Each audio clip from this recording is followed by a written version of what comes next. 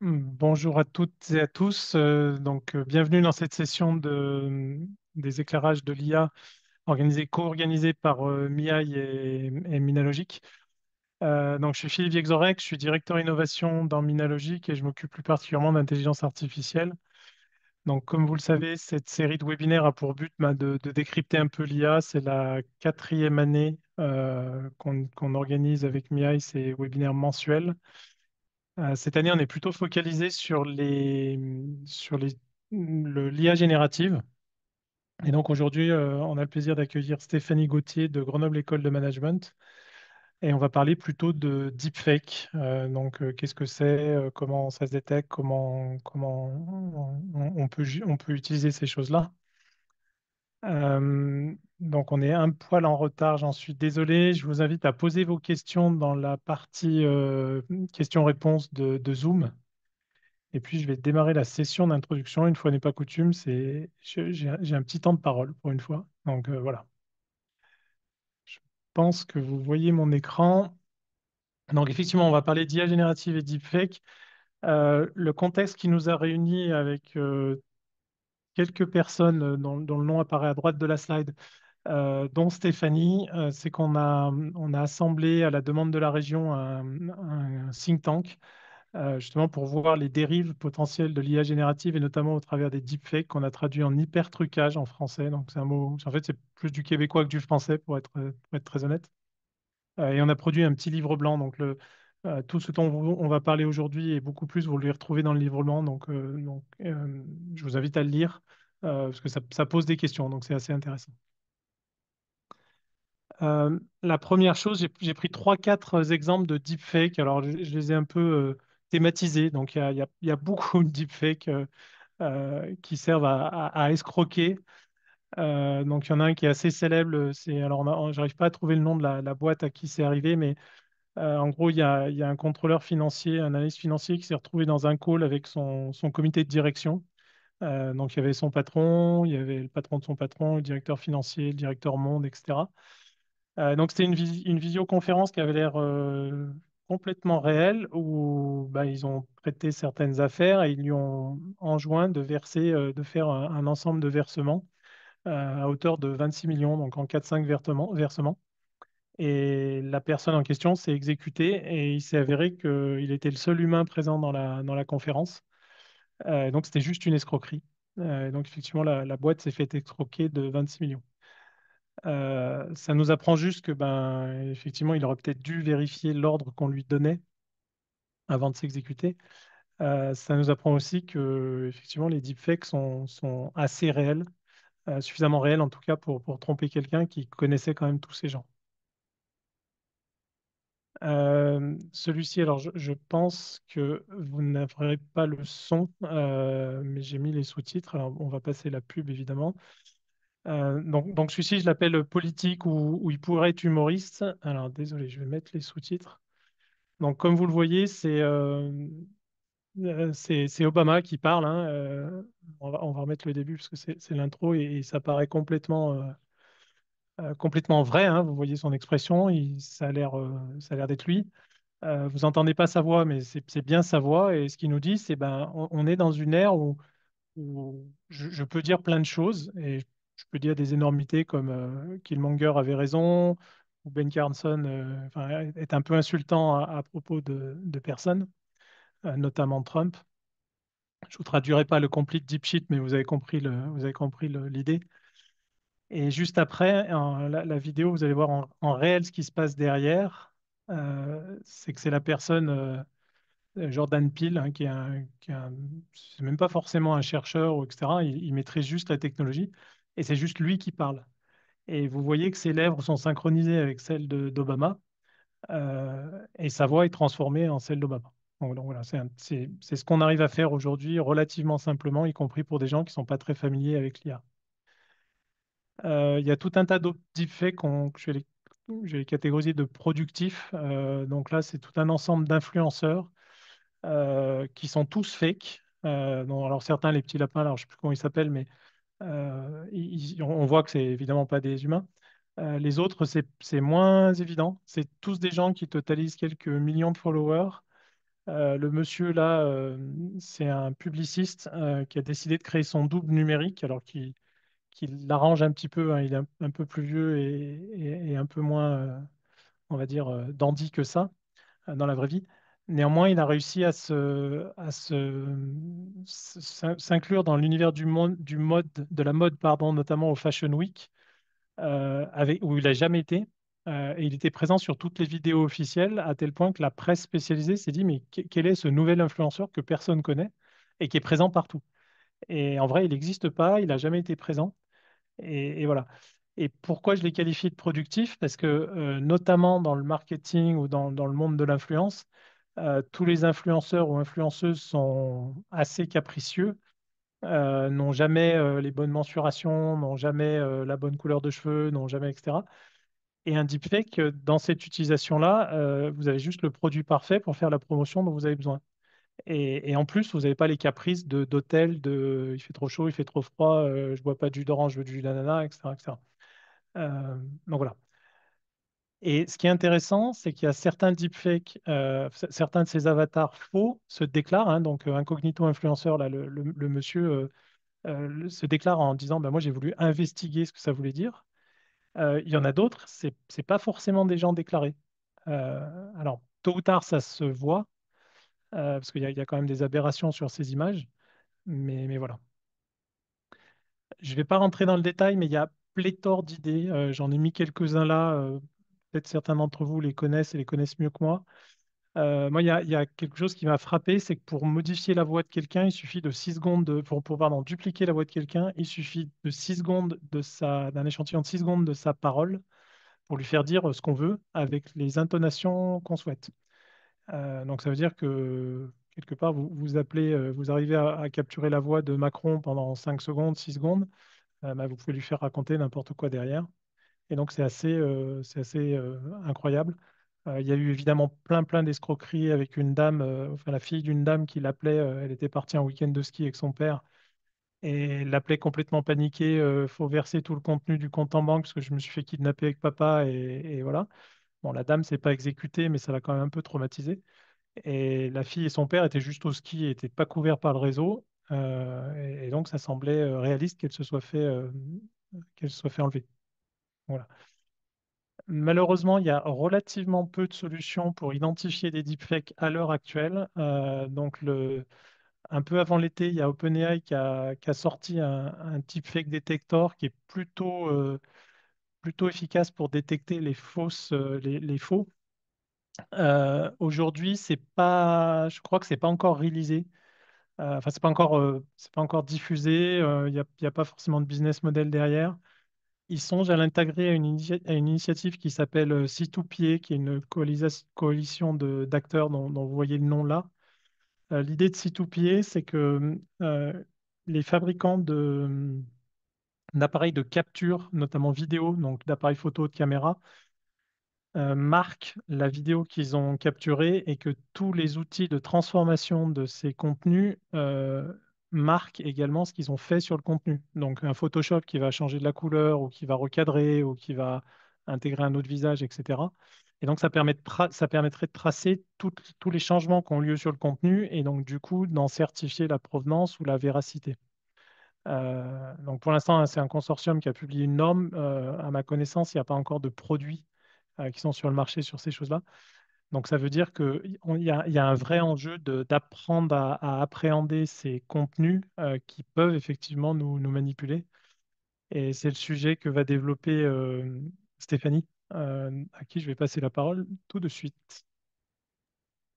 Merci Philippe. Donc effectivement, moi je suis professeure associée de système d'information à GEM et j'ai eu la chance de pouvoir participer à ce think tank sur les deepfakes.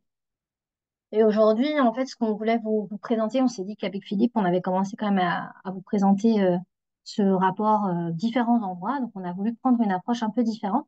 Si je peux passer à la slide d'après, Philippe. En fait, quand on était en train de développer notre livre blanc, on a eu beaucoup d'échanges sur, bah, finalement, c'est quoi ce deepfake, cet hypertrucage. Et puis très souvent, on commençait à parler directement d'IA générative. On en est venu à se dire que peut-être que l'hypertrucage, le deepfake, c'était quelque chose qui était a priori néfastes ou à visée manipulatoire, mais que les outils qui permettent de les créer, et notamment les outils d'IA générative, eux, sont pas nécessairement mauvais. Et que donc, il fallait qu'on commence à réfléchir aussi à finalement comment est-ce qu'on pouvait créer de la valeur dans nos sociétés aujourd'hui grâce aux IA génératives. Et on en est arrivé à se dire qu'il y avait quand même 4 éléments à prendre en considération et 4 recommandations principales que vous retrouverez à la fin du rapport si vous ne l'avez pas encore consulté. Le premier, c'est de se dire il faut former les gens pour qu'ils puissent connaître, reconnaître ce qui est un deepfake. Donc, c'est un petit peu ce que vous a montré Philippe tout à l'heure sur l'idée qu'il y a pas mal d'outils, il faut les connaître. Il y a des outils pour détecter les deepfakes qui marchent plus ou moins bien, mais il faut peut-être aussi qu'on apprenne à s'en servir et à les diffuser. Il y a une deuxième partie de recommandation qui va, elle, s'intéresser à la notion de responsabilité et de se dire qu'on est tous un petit peu responsables de savoir aujourd'hui ce qui se fait avec les deepfakes. Alors, quand je dis tous, c'est pas uniquement nous, potentiels utilisateurs, c'est tous les maillons, on va dire, de la chaîne, les gens qui génèrent les deepfakes, les plateformes qui les hosts, les plateformes qui vont essayer de les faire diffuser. Et tout à l'heure, il y a une question qui est apparue pendant que tu parlais, Philippe. Il y a quelqu'un qui demandait, mais en fait, finalement, c'est pas obligatoire de spécifier que c'est un deepfake. Enfin, aujourd'hui, on n'a pas nécessairement de norme qui nous dit ni comment le spécifier, ni de le rendre obligatoire. Donc, ça faisait partie des questions en fait, qu'on s'est posées avec les collègues. On s'est dit qu'il fallait peut-être commencer à réfléchir à une sorte de charte dans laquelle on pourrait commencer à tous se mettre d'accord. Mais bien sûr, c'est extrêmement compliqué parce qu'il faut pouvoir identifier l'ensemble de ces parties prenantes et leur faire accepter aussi que si elles se disent qu'il faut qu'elles puissent identifier et nommer les deepfakes, il va falloir qu'elles mettent en place un système qui soit technique ou social pour y arriver. La troisième recommandation, c'est celle que j'ai mis en rouge aujourd'hui, puisque c'est celle que je vais développer le plus. C'est la notion de constituer un observatoire pour pouvoir comprendre un peu ce qui se passe dans les usages potentiels des IA génératives, comment on peut les anticiper, comment est-ce qu'on peut les accompagner.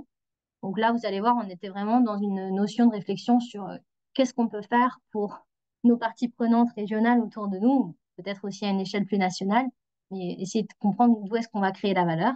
Et enfin, il y a une quatrième recommandation que vous avez retrouvée dans le livre blanc, qui va faire partie des recommandations, on va dire, un peu plus techniques, pour se dire de quel développement technique on a besoin, de quels outils pour générer, pour détecter, et puis qu'est-ce qu'on pourrait expérimenter. Moi, je vais aller dans la troisième recommandation. Pourquoi est-ce qu'on voulait mettre en place un observatoire? Pourquoi est-ce qu'on a fait cette recommandation-là? On s'est rendu compte qu'en fait, les IA génératives, aujourd'hui, il y a beaucoup, beaucoup de gens qui en parlent. Et dans le même temps, quand on se met dans le contexte de l'entreprise, ben, il y a quand même beaucoup de chefs d'entreprise aujourd'hui qui ne savent pas encore comment les utiliser. Donc, les chiffres que je vous ai mis, c'est des chiffres qui viennent de la BPI.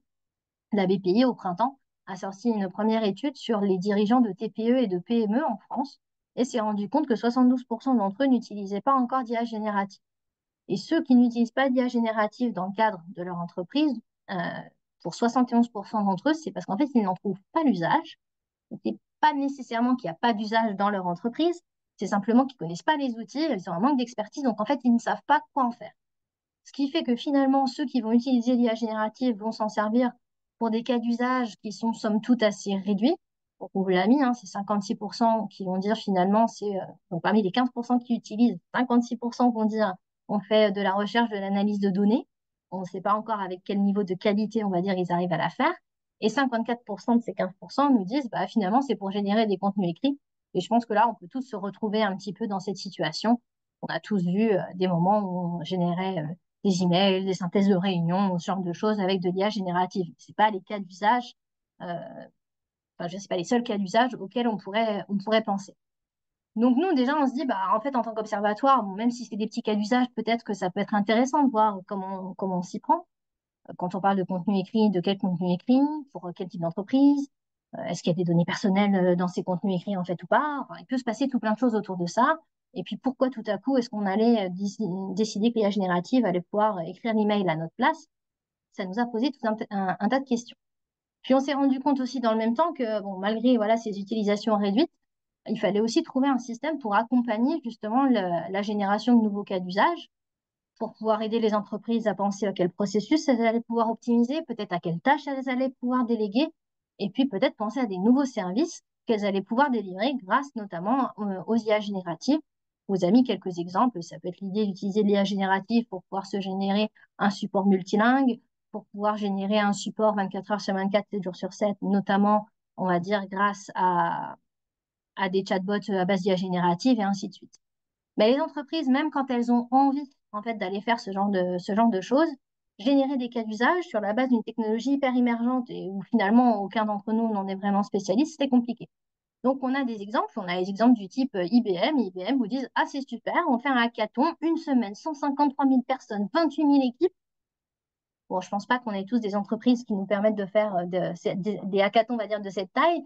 Et puis d'ailleurs, ils nous ont pas dit combien de cas d'usage à la sortie étaient vraiment, on va dire, intéressants pour eux. Donc finalement, l'idée d'un observatoire, ce serait de pouvoir se dire, bah, on va peut-être générer des cas d'usage, puis on va peut-être trouver à faire du benchmark en fait entre nous pour pouvoir inspirer des cas d'un endroit à un autre, aider les entreprises à comprendre comment est-ce qu'elles peuvent recenser les besoins et générer des idées sans aller nécessairement bloquer toute votre entreprise pendant une semaine comme a pu le faire IBM. Ensuite, à partir de là, si on arrive à trouver des cas d'usage qui peuvent être intéressants, bah, évidemment, il y a la question de se dire comment est-ce qu'ils sont alignés avec la stratégie de l'entreprise, qu'est-ce qui est finalement faisable ou pas, quels sont peut-être les partenaires techniques dont je vais avoir besoin, et puis comment les autres s'y sont pris. Donc, encore une fois, on est arrivé, souvent, c'est ce que les entreprises nous disent quand elles viennent nous voir, c'est bah, il n'y a pas de benchmark, donc je ne sais pas trop par où partir. Et puis, même si j'avais trouvé un cas qui est prioritaire et que je veux le soutenir, après, il faut encore le mettre en œuvre. Et ça, vous êtes quand même assez nombreux. De toute façon, que ce soit en tant qu'organisation, que ce soit en tant qu'enseignant-chercheur, on le voit aussi dans nos propres équipes, il peut y avoir pas mal de résistance. Et puis, des fois, on utilise l'IA générative, mais on ne sait pas trop si on a le droit, on ne sait pas trop quel est le cadre dans lequel on va aller s'inscrire. Et donc, ça peut aussi finalement nous freiner. Donc, on se dit qu'il y a quand même des questions à aller se poser, tant du point de vue de l'organisation pour la génération des cas que du point de vue des individus pour essayer de comprendre comment est-ce qu'ils vont s'approprier ces types de cas. Tu peux passer à la slide d'après, Philippe. Si je pense d'abord à l'organisation, on a plusieurs questions qui nous ont taraudé, et qui, moi, continuent à me tarauder beaucoup depuis. C'est la notion de la gouvernance de l'IA générative dans l'entreprise. Donc là, je parle de gouvernance et de gouvernance des usages. Je parle du principe que, par une baguette magique, que vous aviez déjà identifié les cas d'usage que vous allez vouloir traiter. On se rend compte qu'il y a de plus en plus d'entreprises aujourd'hui qui nous disent qu'elles sont en train de monter des comités d'éthique autour des IA génératives, notamment pour pouvoir aller réguler les usages, prise en compte de ce qui va se passer au niveau de l'IA Act et du reste des réglementations, mais aussi en fait simplement pour pouvoir dire de manière très, très claire quels outils peuvent être utilisés dans l'entreprise par qui, quel type de données on va pouvoir uploader dans l'IA générative, sachant que les trois quarts du temps, on va se retrouver face à des entreprises qui utilisent des outils du type ChatGPT, et donc des outils qui sont totalement, on va dire, ouverts sur l'extérieur. Je ne parle pas ici d'IA générative créée, on va dire, par demande de l'entreprise. Et puis, il y a des questions sur finalement comment est-ce qu'on intègre la réflexion autour de la RSE, sachant que pas mal d'entreprises commencent à comprendre qu'il va peut-être falloir déclarer leurs usages IA génératifs dans les rapports RSE, dans leurs rapports financiers, un certain coût écologique. Et en fait, cette partie-là, elle peut aussi freiner ou pas les usages. Donc, c'est tout plein de questions qu'on va se poser sur lesquelles on n'a pas nécessairement beaucoup de réponses. Si on arrive à avoir une gouvernance à peu près en place, on va avoir un autre niveau de questionnement qui va être la prise en main par les équipes, par les collaborateurs, des outils d'IA génératifs. Il y a beaucoup de questions managériales qui vont venir s'y greffer. Ça va être finalement, si jamais j'utilise l'IA générative dans mon travail, peut-être que je vais reprendre une certaine forme d'autonomie sur la manière dont je réalise mes tâches. Je vais les faire à ma propre manière, avec mon propre prompt, et je vais choisir ce que je délègue ou ce que je décide de faire. Ce n'est pas toujours très bien perçu. Ça va faire partie des théories de job crafting. On va se dire bah, comment est-ce que je change mon travail, et il va falloir essayer de le repenser, de repenser la manière dont on va aller valoriser les tâches. On se rend compte qu'à partir du moment où on va changer la manière dont on exécute ses tâches, la manière dont on envisage son travail et la valeur en fait qu'on va créer par son travail, on va pouvoir éventuellement remettre en cause non seulement notre job de la manière dont on le fait individuellement, mais aussi, on va dire, pour notre équipe. Et le rôle du manager de proximité il va commencer à être important pour essayer d'identifier quels vont être les changements, puis quels sont les changements qui doivent être soutenus. Enfin, on se rend compte aussi que pour faciliter la prise en main par les équipes, il va falloir avoir une certaine culture, notamment une culture autour de l'expérimentation, une expérimentation qui soit relativement responsable. Et ça, aujourd'hui, on a peut-être des idées sur la manière dont elle doit être faite, mais il nous reste encore à trouver des cas pour vraiment nous montrer bah, qu'est-ce que je dois faire moi en tant que manager, moi en tant que chef d'entreprise pour pouvoir mettre en place un système où les IA génératives peuvent être utilisées de manière intéressante par mes équipes. Si on passe à l'étape d'après, on peut se poser la question non seulement de l'équipe en général, mais on va dire des compétences individuelles et de l'appétence individuelle de chacun de nos collaborateurs. En fait, l'IA générative, elle est accessible voilà, pour tout le monde sous une certaine forme, mais ça ne veut pas dire en fait qu'elle va aider tout le monde de la même manière. Et ça, on est au balbutiement en fait de la recherche qui commence à nous dire, on a une étude du MIT de 2023 où ils utilisent de l'IA générative pour pouvoir soutenir les opérateurs dans un centre d'appel. Et en fait, ils se rendent compte que les opérateurs qui voient leur productivité augmenter le plus, c'est notamment les nouveaux ouvriers et les ouvriers qui vont être peu qualifiés, parce que c'est ceux qui vont le plus bénéficier de l'assistance. Donc au départ, on peut se dire, pas mal, peut-être que l'IA générative, elle va permettre de faire monter en compétence, on va dire, une certaine catégorie de population. Pour qu'elle y arrive, elle est quand même relativement invisible. C'est-à-dire que là, on a un système qui va accompagner la manière dont on prend les appels d'habitude, et pas nécessairement un système où on va demander aux gens d'aller apprendre à prompter ChatGPT de la même manière, peut-être que certains d'entre vous le font déjà. Dans le même temps, on a aussi d'autres éléments qui nous montrent qu'en fait, c'est peut-être un petit peu à l'heure et qu'il faut peut-être déjà être expert de ces tâches pour réussir à les déléguer en partie à ChatGPT ou à une autre IA générative. Donc, on a un ancien, nous, de l'école, Samuel Durand, qui fait beaucoup de choses sur les changements au travail. Et il a notamment préparé une exposition photo avec Guillaume Mougin, photographe. Et donc, ils ont des photos qui ont été prises par un appareil photo, on va dire traditionnel, normal. Et puis, avec le boom de l'IA générative, ils se sont dit, bah, pourquoi pas faire une photo qu'on va générer par IA générative. Sauf que selon leur récit et leur histoire, pour réussir à avoir une photo qui soit satisfaisante aux yeux du photographe et qui puisse se mélanger à l'exposition qu'ils avaient prévue, il leur a fallu plus de 2000 essais pour réussir à générer une photo qui soit, on va dire, d'un niveau acceptable. Et là, en fait, l'idée, c'est que le photographe en question, il dit, bah, OK, vous savez pas faire une photo. Donc, vous prenez la première image qui arrive avec Midjourney ou avec n'importe quel autre outil. Grosso modo, tant que l'image elle a été créée, vous êtes content que vous avez une image. Sauf que là, quand on sait lire une image, on va aller la lire et la relire de multiples fois pour réussir à faire comprendre finalement à l'IA générative ce qu'elle va faire. Alors bien sûr, les images, c'est particulier. Bien sûr, on parle ici d'un exemple, on va dire, assez artistique. Mais ça vient poser la question de se dire, quelles compétences pour mes employés pour savoir comment utiliser les IA génératives au mieux. Et moi, j'irais même plus loin, je poserais même la question de savoir comment est-ce que l'usage des IA génératives va permettre ou pas la montée en compétence des collaborateurs. Donc ça, on ne sait pas, ça fait partie des dimensions, on va dire, qu'on aimerait bien continuer à observer à l'avenir. C'est des questions que je vous invite à vous poser si jamais vous faites partie des gens qui veulent mettre en place quelque chose dans votre entreprise. On a différents modes d'interaction avec les IA génératives dont on ne sait pas encore quelles sont les conséquences. Donc, en mode d'interaction, on a tout simplement déjà le fait que l'interface, bah, aujourd'hui, ça reste, il faut que je tape ma question, même si c'est en langage naturel, même si c'est avec, on va dire, des meilleures pratiques de prompting. Il pourrait très bien y avoir des IA génératives qui fonctionnent autrement, qui pourraient avoir un impact sur la manière dont on a de représenter les problèmes et puis de pouvoir se saisir des outputs des IA génératives. Et puis, il y a aussi simplement différents niveaux, on va dire, techniques entre les entreprises qui vont vouloir développer des LLM, d'autres qui vont vouloir développer des outils propriétaires et ceux qui vont utiliser des outils, on va dire, sur étagère ou intégrer aux outils qu'ils utilisaient déjà. Donc ça, aujourd'hui, on ne sait pas trop qu'est-ce que ça change ou pas. Dans le même temps, à partir du moment où les anciennes IA, c'était quand même des IA avec lesquelles on n'avait pas beaucoup d'interaction, les trois quarts du temps, en tout cas pour les trois quarts d'entre nous, on va dire qu'on se saisissait des outputs de l'IA, mais on n'allait pas nécessairement la questionner, on n'apprenait pas à la prompter. Et donc, il peut potentiellement aussi y avoir des éléments à aller chercher sur comment est-ce qu'on est capable de mieux développer de la valeur en apprenant à mieux interagir avec nos intelligences artificielles. Si tu vas au slide d'après, on a finalement un observatoire sur lequel on pourrait avoir plusieurs entrées. En tout cas, c'est ceux qu'on a proposés, on va dire, à la région. On s'est dit, bah, d'abord, un baromètre des usages.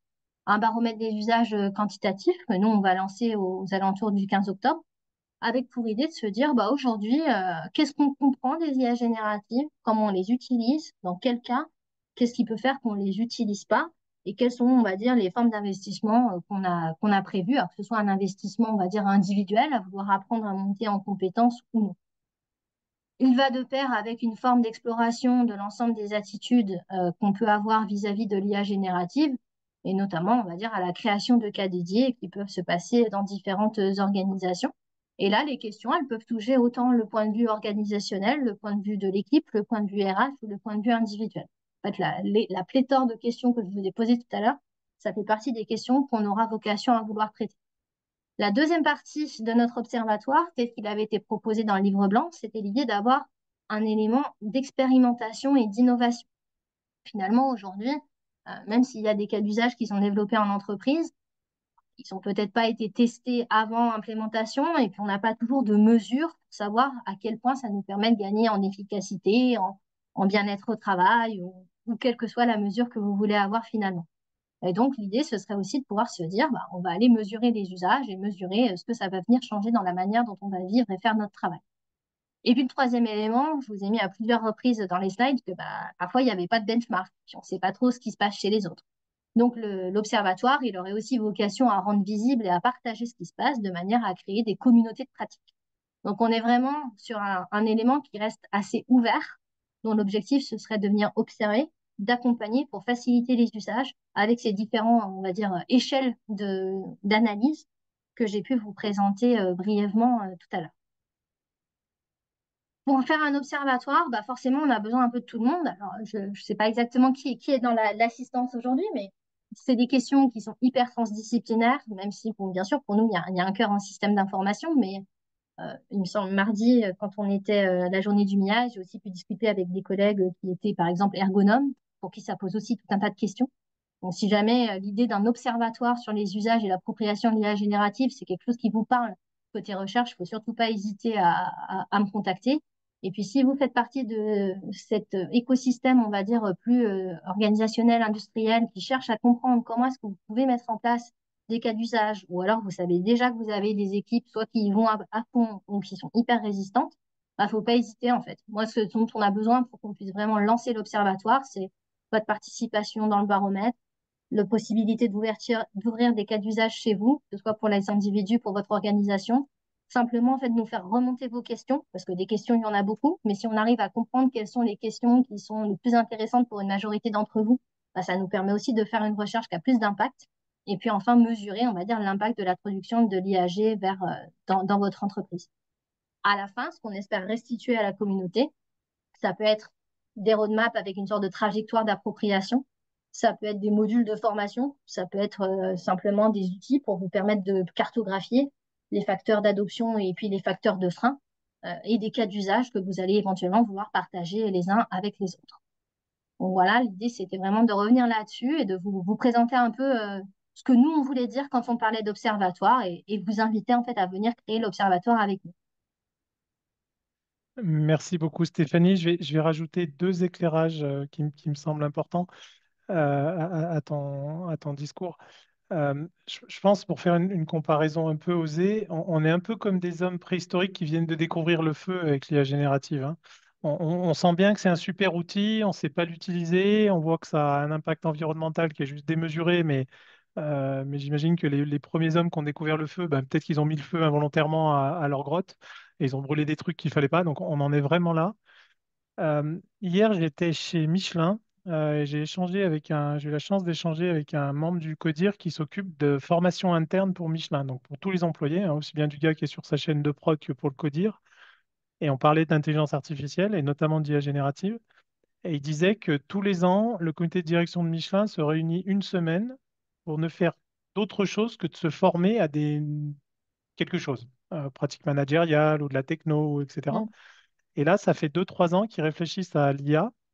Donc, ils sont un peu rompus. Alors, ce n'est pas non plus des data scientists, mais ils commencent à comprendre qu'est-ce que c'est que ces choses-là. Et celui de cette année, la semaine, ils l'ont passé justement à réfléchir sur quel est l'impact sur leur métier sous un angle, effectivement, usage, éthique. Comment je pratique ça, évidemment, souveraineté, etc. Donc, parce que je renforce le message de Stéphanie pour dire que il n'y a pas qu'une boîte qui se pose la question. Toutes les boîtes et toutes les plus grosses boîtes se posent la question de comment appréhender cette chose-là. Et effectivement, on est vraiment qu'au début. Pour répondre aux questions dans le chat, et n'hésitez pas à en rajouter, donc effectivement, il y a un vide juridique, hein. Encore une fois, l'usage du feu au début, mais on ne savait pas trop qu'est-ce qu'on a le droit de faire. C'est le cas aujourd'hui. Je crois que cet été, il y a une loi qui est sortie, alors au moins en France, qui punit les gens qui utilisent, enfin qui manipulent et qui utilisent l'IA pour, voilà. je crois pas, sauf si j'ai loupé quelque chose, qu'on ait encore une obligation de déclarer d'où viennent nos productions. C'est un sujet qu'on va partiellement couvrir, enfin qu'on va adresser forcément, on en parlera forcément dans le webinaire de la du mois prochain, pardon, puisqu'on va parler d'IA générative dans la presse. Et donc, on aura la chance d'avoir Georges Bozzi, qui est le directeur du groupe EBRA, donc, qui regroupe un certain nombre de médias écrits, qui nous parlera justement de ses usages, etc., etc. Et à ma connaissance, alors maintenant, souvent, les diffuseurs de médias, quand ils ont connaissance que c'est un faux ou quelque chose qui a été généré, ils le mentionnent. Mais je ne crois pas que c'est l'obligation. Il y a une question de Christian Kroll. Alors, je ne sais pas si vous avez si vous avez tous la question, mais en gros, la question de Christian, c'est de dire dans quelle mesure les acteurs d'Auvergne-Rhône-Alpes qui fabriquent les capteurs vidéo demain, euh, peuvent contribuer justement à cette lutte contre les deepfakes. Alors peut-être en incluant ces deux PA. Et la question de Christian, c'est de dire ça pourrait être un sujet cœur pour Minalogic ou pour la région. Donc totalement, c'est un peu le but de ce webinaire aussi que de donner une suite à ce think tank, hein. Ce think tank, il est né d'une commande politique de la région. La commande de la région, c'était de dire bah, écrivez-nous un livre blanc pour nous éclairer et nous influencer sur les directions. Donc ça, c'est fait. Aujourd'hui, on cherche peut-être à trouver une suite, à donner une suite à ces réflexions, parce que le groupe fonctionnait très bien. Après, Minalogic, là-dedans, on peut être que animateur, catalyseur. On ne peut pas porter au nom de la communauté régionale. Donc, s'il y a des gens, effectivement, qui veulent contribuer soit aux travaux de Stéphanie, soit à d'autres, n'hésitez pas à nous contacter, que ce soit, enfin, vous aviez les noms, hein, des gens des livres blancs. N'hésitez pas, hein, ça peut être effectivement de la techno, ça peut être du juridique, ça peut être, Stéphanie a mentionné une charte. Donc voilà, donc n'hésitez surtout pas. Je pense que typiquement, le sujet que porte Christian, là, c'est vraiment un sujet qui pourrait aller dans le sens d'une charte si on arrivait à aligner, en fait, on va dire, une majorité des acteurs de la région sur ce sujet pour pouvoir, en fait, ensuite donner un petit peu de voix, notamment, on va dire, alors, C2PA ou d'autres initiatives. Mais c'est vrai que ça faisait aussi partie de nos réflexions. Complètement. Il y a un autre sujet que tu as touché du doigt, Stéphanie, sur lequel je voulais réagir, c'était sur les usages et les interfaces utilisateurs. Donc aujourd'hui, on connaît le prompt principalement. Ouais. Et j'étais sur une table ronde, j'ai animé une table ronde la semaine dernière au SIDO où il y avait des designers et des ingénieurs. Et en gros, c'était l'IA générative pour le design, dans le métier du design. Mm. Et on a sorti deux choses. C'est effectivement de dire ben, un designer aujourd'hui, son interface utilisateur, c'est pas forcément la langue, mais c'est le dessin. Donc, il part d'un dessin. Et il commence à y avoir des IA génératives qui se nourrissent d'un esquisse de dessin et qui la complètent. Et du coup, le designer, il peut entourer ce qu'il veut garder, effacer ce qu'il veut changer, etc. Donc, on commence à avoir des interfaces utilisateurs différentes de l'interface textuelle. Et l'autre chose où on s'est vraiment amusé sur cette table ronde, parce que à un moment donné, les designers nous disaient, ben, on provoque l'IA jusqu'à la faire halluciner. Et il dit, c'est à ce moment-là où on peut rentrer réellement dans des processus créatifs et qui sont les nôtres. Et ça a fait réagir enfin, moi, je suis ingénieur de formation, il y avait un autre patron de boîte à côté, et ça nous a fait réagir en disant, mais nous, dans notre recherche sur l'IA, on fait tout pour éviter l'hallucination. Parce qu'on veut des choses réelles, on veut des choses tangibles, etc. Et ça veut dire que demain, et je reviens avec mon usage du feu, bah, demain, de l'IA générative, on aura peut-être des usages différents avec des IA. Peut-être que demain, on fera des IA qui n'ont que pour but d'halluciner et de créer, d'inventer. Et ça fera très bien pour le designer. Donc voilà. Donc c'était une petite découverte la semaine dernière. C'était marrant. Et finalement, c'est des choses qu'on voit souvent, qu'on finit par avoir, on peut avoir un outil assez généraliste. Dès qu'on devient expert ou qu'on a une tâche, on va dire, un peu plus étroite, l'outil généraliste ne nous convient pas tout le temps.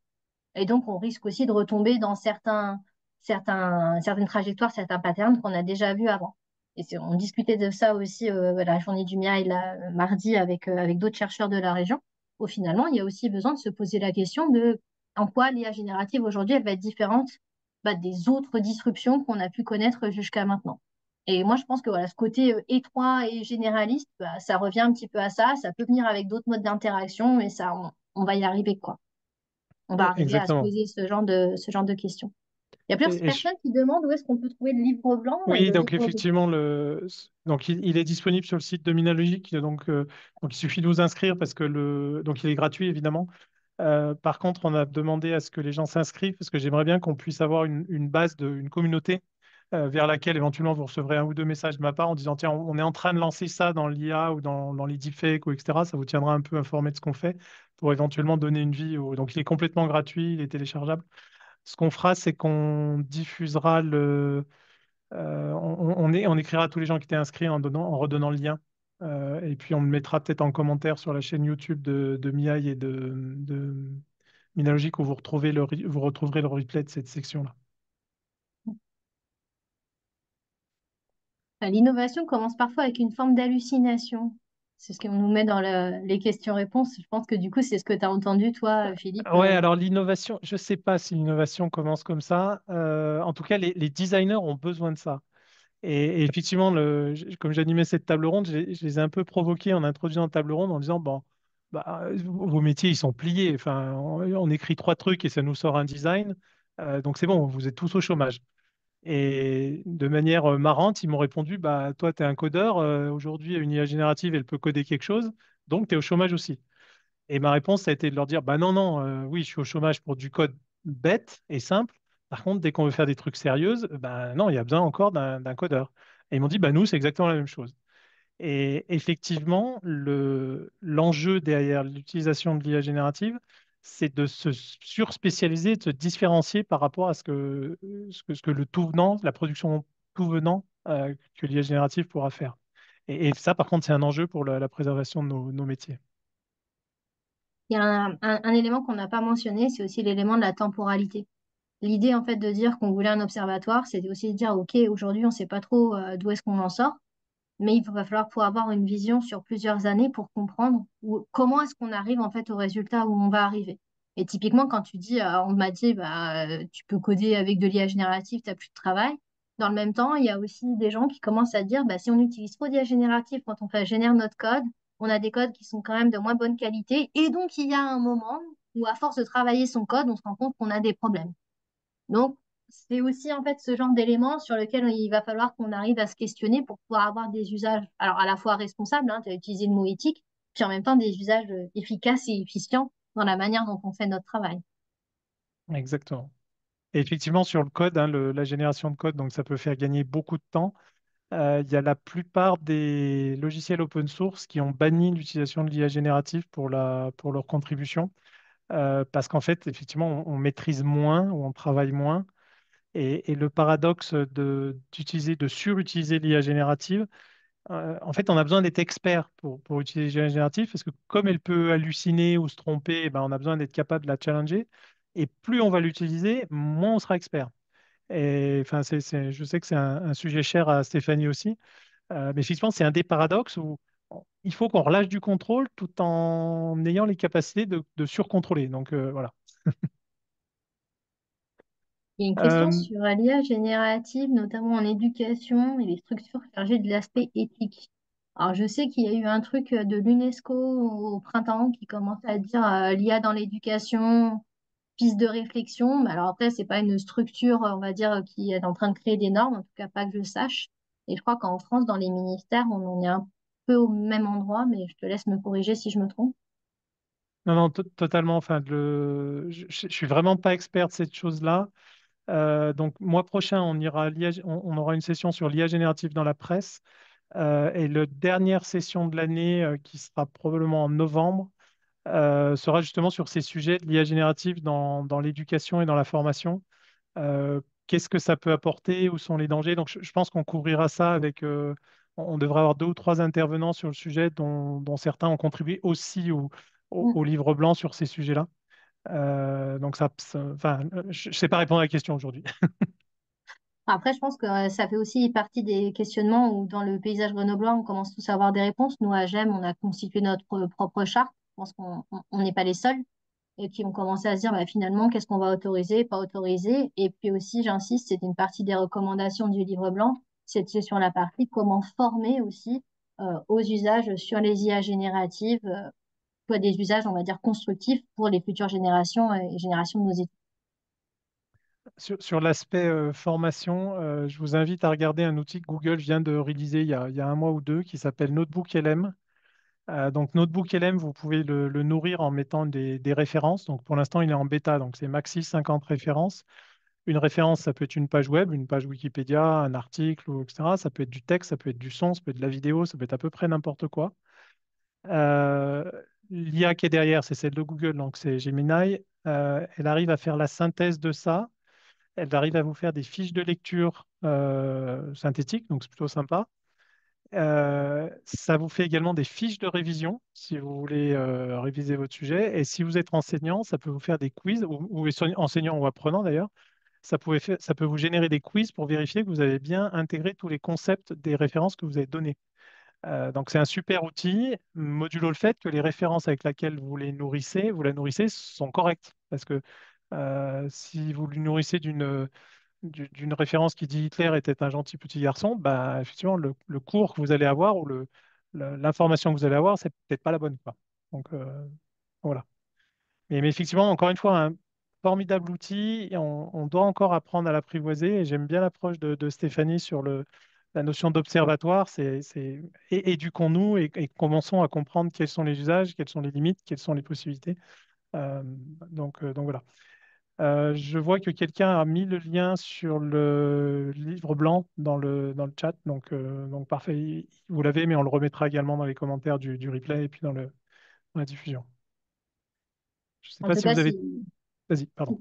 ouais, non, j'allais dire juste si jamais vous avez des questionnements, si vous avez des choses que vous voulez partager, alors c'est peut-être pas là maintenant tout de suite, mais n'hésitez pas. Je pense que Philippe, comme moi, on est hyper preneur pour pouvoir continuer à dérouler ce fil-là, que ce soit l'idée de se mettre ensemble, faire des chartes, que ce soit un point de vue technique, un point de vue de l'usage. En fait, le livre blanc était relativement large et puis tu as montré aussi la liste des collaborateurs. Donc, je pense on est aussi en mesure éventuellement de vous ramener vers les autres bonnes personnes si c'est des sujets qui ne sont pas nécessairement les sujets d'usage que moi je porte, mais c'était aussi le but du webinaire, que vous vous disiez bah, finalement, comment est-ce que je peux apporter une question, une contribution, un cas, un élément, un éclairage qui pourrait nous, en fait, nous permettre de continuer aussi à avancer après, quoi. Ouais, complètement. On a couvert effectivement les aspects observatoires, usage, etc. Dans le livre blanc, évidemment, on a exploré aussi des pistes plus techniques sur comment détecter, comment peut-être faire du watermarking pour certifier une vidéo. On a couvert aussi quelques aspects juridiques, même si encore une fois, ça va arriver, hein. Enfin, je veux dire, l'Europe s'en préoccupe, la France aussi. Donc voilà. Donc la beauté de ces choses-là, c'est que c'est quand même multifactoriel, multisecteur. Donc voilà. Je vous laisse quelques secondes si vous avez encore d'autres questions ou d'autres interrogations. Je crois qu'on a répondu à la plupart d'entre elles. Et sinon, donc, ne loupez pas le prochain parce que Georges Bozzi là, du groupe EBRA a vraiment une vue très, très intéressante. C'est pour ça qu'on a tenu à faire un webinaire là-dessus la semaine prochaine. Pareil, hein, je vais démarrer en lui demandant si son métier est mort parce que bah, l'IA générative est créée à sa place.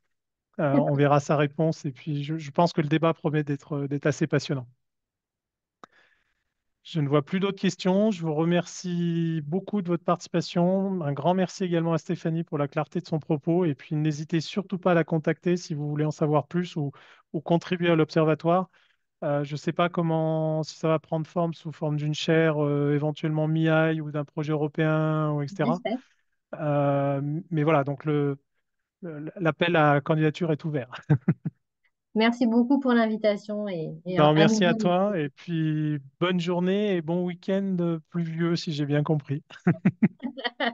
Bonne journée à tout le monde et bon week-end. Merci, au revoir. Au revoir.